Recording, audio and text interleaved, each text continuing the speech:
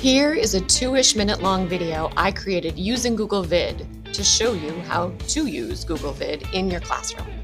Teachers and students both have access to Google Vid, so it actually may be a cool option for an in-class assessment. Google Vids can be found in your Drive when you click the New button on the top left side.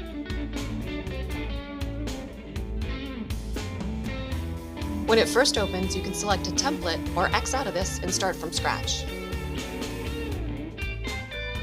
Here's the top menu to Google Vid.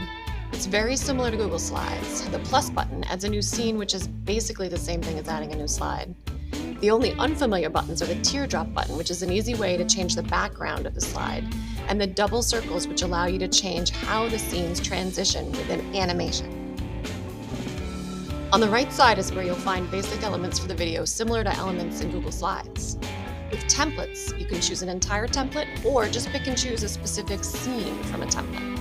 You can add a text box, or there are other funky word font options, like the What You Need to Know box on the left side of this screen.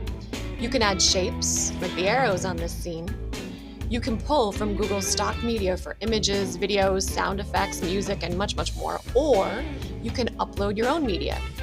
One of the great features is you can write a script to read aloud as you create a voiceover recording, like I am doing right now. This may be the coolest feature of Google Vid. When you click the record button, you have some choices.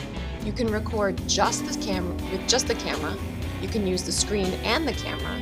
You can record just the screen, or you can record a voiceover. A script written in advance appears on the side of the screen, so you can read and record the voiceover while still looking at your scene.